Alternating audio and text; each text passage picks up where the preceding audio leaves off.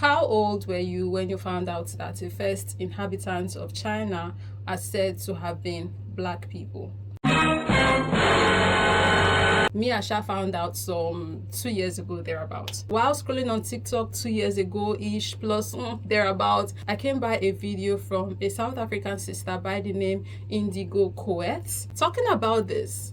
Check the video out. So even though there was an actual black scientist who proved this and spoke about it, people just couldn't believe him because, I guess because he was black.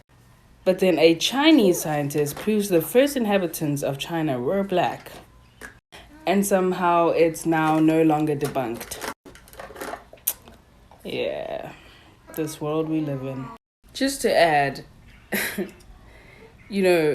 Africans, black African people, were the first to create many civilizations in China. It is actually said that these black African tribes owned the southern part of Asia, which is why you'll get the Jawa, the Jaman, the Sentinels, the Andamanese. I mean, I guess it's just not hard to actually comprehend that, right? It makes me think about why the Sentinelese act the way that they do, especially towards the lighter skinned Asians. That leads me to say that I'm sure that many haven't actually heard of the first black emperor of China. Oh, they've depicted him as a lighter skinned Chinese man. You know what's funny? I've been seeing people on this app literally say, that's outdated information. Are you kidding me? You would prefer today's information instead of that one that you call outdated information? When we are very well aware that they keep rewriting our history. When you lie, you need to cover it up with another lie and another lie and another lie. And information is outdated? Oh, it's been debunked. It's this and that. Because some white person said no, they're gonna figure it out? At this point, now I understand why it's so much of a struggle for me to get information from my elders. Because too many of us are goofy and drank the hell out of that Kool-Aid. Even the ones who think that they're woke. Yeah. Have also drank it so much that they just cannot comprehend. It's too simple. It's too damn simple for it to make sense. Anyway, moving on. These are ancient black people of China before the Mongols invaded them. Oh, another thing, South Africans, Bantu speaking people, you know Isintu? Just go and research what Shintu means in Chinese. Isintu, research what Shintu means in Chinese. Let's not even talk about how many X's and Q's are in their words, but said very differently.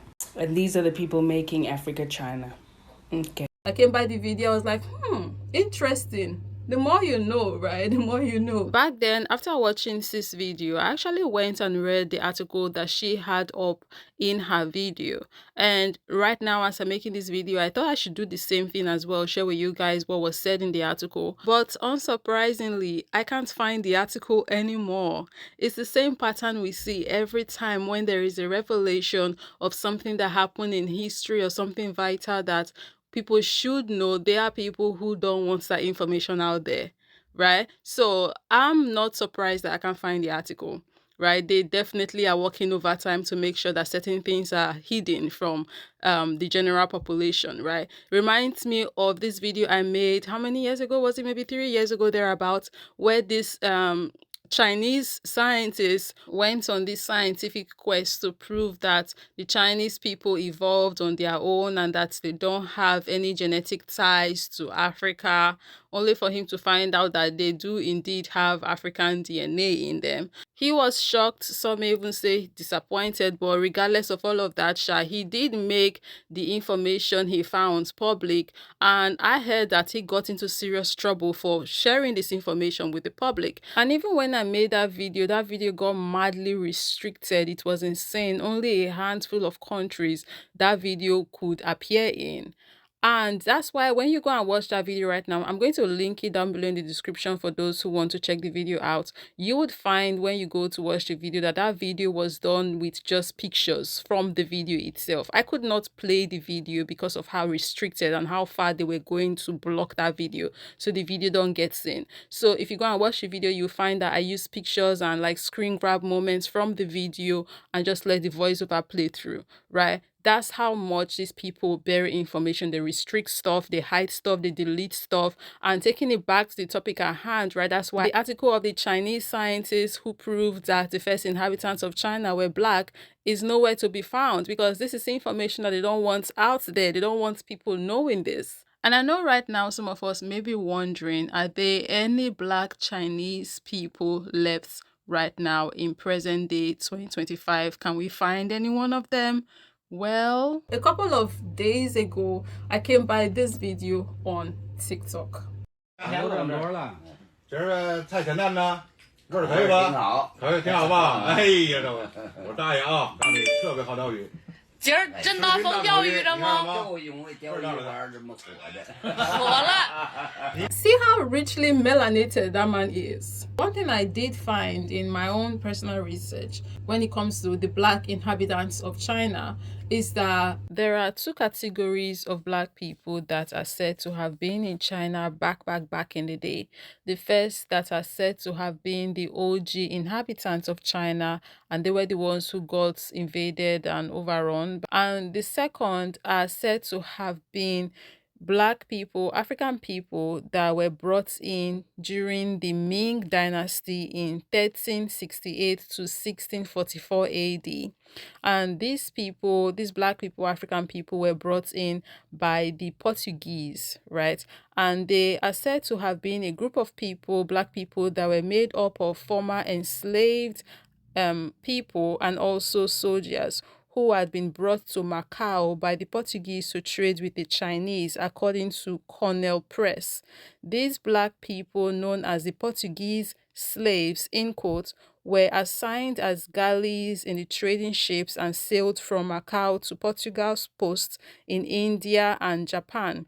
They were also employed in private households or at Jesuit missions in southern China. Some served under private Chinese forces and few managed to escape, later becoming pirates. After slavery was abolished in 1878, a large majority of the African migrants from Mozambique, Guinea, and Angola continued to arrive in Macau, where they served in the Portuguese colonial army as soldiers.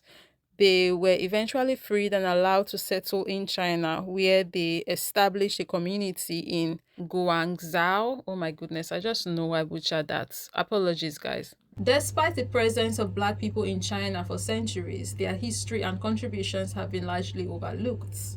It is only in recent years that scholars and researchers have begun to study and document the experiences of black people in China. But black people have played an important role in China's cultural and economic history. While their contributions have often been overlooked, it is important to recognize and celebrate their place in China's rich history.